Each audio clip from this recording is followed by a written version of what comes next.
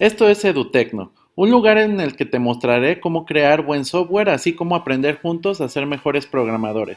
Yo soy Tecno, comenzamos. Hola, ¿qué tal a todos? Ahora vamos a ver el tema de clases abstractas. Primero tenemos que recapitular. ¿Recordamos cuál es la firma de un método? Recuerden que la firma de un método se basa en tres puntos principales. Número uno, el tipo de retorno de nuestro método. Número dos, un nombre que es diferente a cualquier otro. Y número tres, los parámetros que va a recibir. Si recibe un string, recibe un int, un float, etc. Y vienen en dos sabores diferentes. Hay algunos lenguajes de programación como Java, en el cual el tipo de retorno se escribe del lado izquierdo, y hay otros lenguajes de programación como por ejemplo en Python o PHP, que se escribe el tipo de retorno del lado derecho, pero exactamente son los mismos tres puntos: nombre, parámetros y tipo de retorno. Ahora bien, ¿qué es una clase abstracta? Es aquella clase que en su interior no contiene la definición de todo el problema, solamente de algunas partes, es decir, esos huecos que tiene la clase se llaman por medio de métodos abstractos, ¿vale? Un método abstracto básicamente lo que va a hacer es decirnos el qué, pero no nos va a decir el cómo lo tenemos que hacer.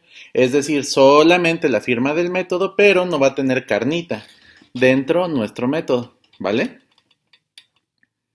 Este es un ejemplo muy fácil. Imaginemos que tenemos una clase llamada vehículo, tenemos dos métodos llamados acelerar y frenar, normales, y tenemos dos métodos abstractos en el cual sabemos que un vehículo puede encenderse y puede apagarse, pero no decimos exactamente cómo. Entonces solamente lo único que hacemos es poner la firma del método con punto y coma en algunos lenguajes de programación, y con eso nosotros estamos obligando a que cuando heredemos esa clase vehículo, nosotros como hijos estamos encargados de decir qué hace encender y qué hace apagar. Las consideraciones, obviamente. La clase abstracta, al no definir el comportamiento, es obligación de la clase que la hereda el definir ese comportamiento, es decir, le pasa la responsabilidad a la otra clase de decir qué es lo que debe de hacer. Para que una clase se llame abstracta, al menos uno de estos métodos debe de ser abstracto, ¿vale? Y al no tener la totalidad del comportamiento del objeto modelado, no puede instanciarse, es decir, yo no puedo crear con el operador new un objeto de tipo vehículo, ¿vale? Y el último, estas clases están recomendadas cuando no tenemos el comportamiento completo de algunas partes de nuestro objeto. Sí tenemos de algunas, como en el caso del ejemplo anterior, acelerar y frenar, pero no de encender y apagar. Cuando nosotros solamente llegamos a tener un punto en el que lo modelamos y solamente tenemos puros métodos abstractos, es decir, no tenemos información de cómo debería de hacer todo, es mejor y más recomendable utilizar interfaces, y ese va a ser el siguiente tema después de este. Ahora bien, ¿cómo es la representación UML? Aquí cuesta un poquito de trabajo, tenemos que tener buen ojo, pero básicamente la forma en cómo se representa en UML es escribiendo el nombre del método en itálica. En este caso tenemos vehículo, que tiene un color y un brand, tiene el constructor, tiene dos métodos turn on y turn off, pero tenemos un método abstracto que se llama road, ¿vale? Ese es el método abstracto y se escribe en itálica. ¿Y cuál es el ejercicio propuesto que vamos a realizar? Imaginemos que tenemos una clase email, ¿vale? Y esa es la encargada de mandar los emails. Nosotros nos hemos dado cuenta que para mandar los emails tenemos que primero parsear el contenido de alguna manera, conectarnos al servidor de email y cerrar ese servidor, pero no sabemos ni cómo se parsea, ni cómo se conecta, ni cómo se cierra la conexión. Imaginemos que a lo mejor íbamos a trabajar con Gmail y con Hotmail. Entonces aquí podemos aplicar la clase abstracta muy sencillamente. Tenemos nuestro constructor, tenemos un método llamado send, que ese sí sabemos qué es lo que tiene que hacer. Básicamente es conectar, va a mandar a llamar al método parse para obtener el contenido y lo va a enviar por el canal, y por último va a cerrar la conexión. Pero no sabemos exactamente cómo parsear, ni cómo conectar, ni cómo cerrar conexión. Entonces estos tres van a ser métodos abstractos. Eso lo que obliga es que cuando Gmail lo herede, va a tener que decir que hace parse content, que hace connect y que hace close. Vean que tanto los datos de entrada como los datos de salida de nuestros métodos son exactamente los mismos, nada más que aquí ya se está definiendo qué es lo que hace. De igual manera Hotmail, aquí vamos a definir qué hace y no hay ningún problema si nosotros tenemos métodos de apoyo. ¿Por qué? En este ejemplo burdo, imaginemos que a lo mejor la parte de Hotmail tiene que encodear la conexión para que sea más segura. Pues sin ningún problema, pues la vamos a cifrar. Para eso tenemos este método.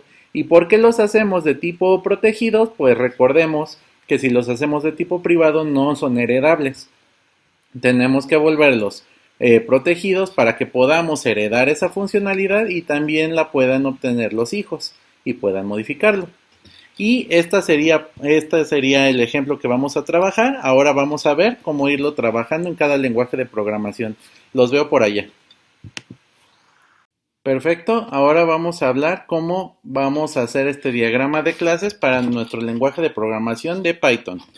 Si recordamos nuestro diagrama, tenemos una clase abstracta llamada email que tiene tres propiedades, una username, password y host, tiene un constructor y tiene un método común y corriente que recibe el subject y recibe el body, ¿vale?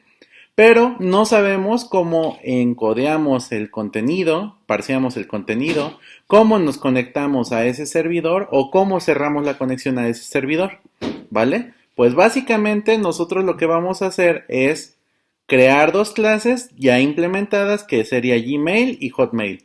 Para este ejemplo solamente lo vamos a hacer a modo de dummy. Imaginemos que en Hotmail necesitamos nosotros encodear la conexión para que sea cifrada y tenga mayor seguridad. Pues sin ningún problema nosotros podemos crear otro método que no esté definido en la clase email que se llame encode. Y como no necesitamos que alguien más lo use más que nosotros, lo vamos a poner de tipo privado. Tenemos de igual manera nuestro método send y nosotros vamos a decir que hace parse content, que hace connect y que hace close. Para el caso de Hotmail es en formato JSON como enviaríamos la información a sus servidores de Hotmail y para el caso de Gmail sería en formato HTML. Vamos a ver cómo lo vamos a aplicar.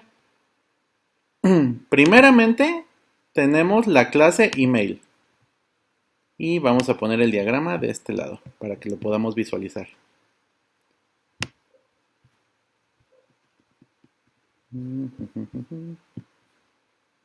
Aquí está y nuestro diagrama. Si se dan cuenta, en el caso del diagrama nosotros tenemos username, password y host. Los tenemos de tipo protegidos con un solo guión bajo y tenemos nuestro constructor que es el init, ¿vale? Y aquí está. Tenemos el init, tenemos el host, username y password, se lo seteamos y posteriormente tenemos nuestro método send. Para el método send sí sabemos qué es lo que tenemos que hacer. Primeramente tenemos que abrir la conexión. Número 2, tenemos que parsear el subject y el body con lo que nos están especificando e imprimir solamente la información simulando que le estamos enviando a los servidores y posteriormente cerrar la conexión.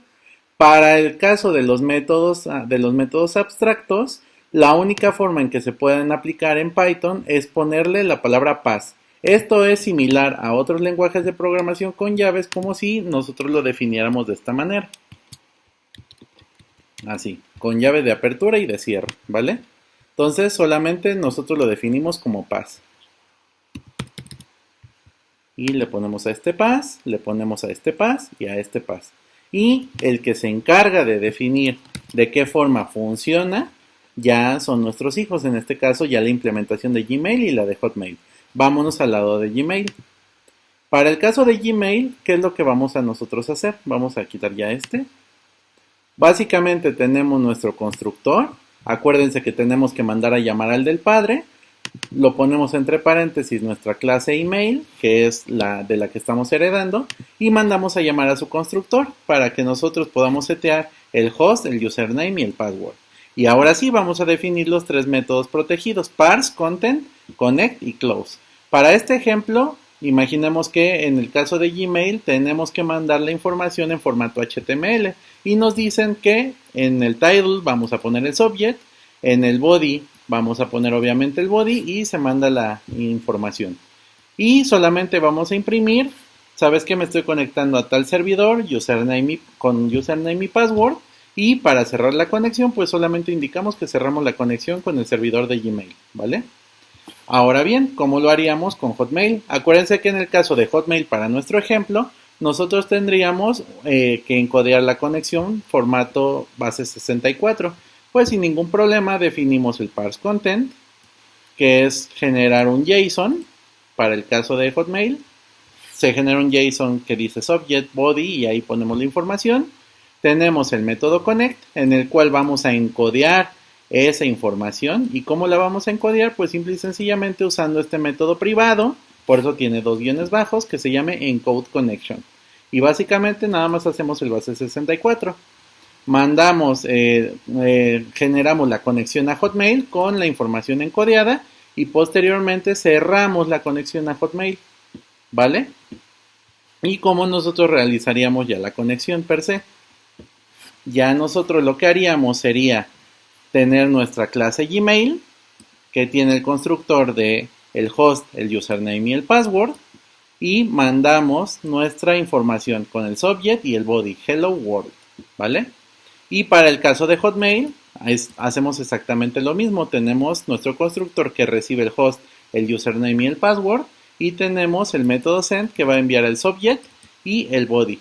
Vean cómo esto nos ayuda a que tengamos una interfaz homogénea, porque obviamente heredan de una misma clase base. ¿Y cómo nosotros ejecutamos esto? Pues simple y sencillamente con Python, main, y vean. Primero, para mandar a llamar a la de Google, mostramos que nos estamos conectando. Posteriormente imprimimos la información del HTML y cerramos la conexión. Y para el siguiente tenemos la conexión encodeada, tenemos el JSON que generamos y que estamos enviando y al final cerramos la conexión de Hotmail. Y de esta forma nosotros podemos aplicar las clases abstractas. Si se dan cuenta, nosotros podemos definir comportamientos o ya darle la responsabilidad a otras clases. Y esto sería todo por este lado. Les recomiendo que vean la parte de PHP, como lo hacemos del lado de Java, este mismo ejemplo y hasta luego. Sería todo.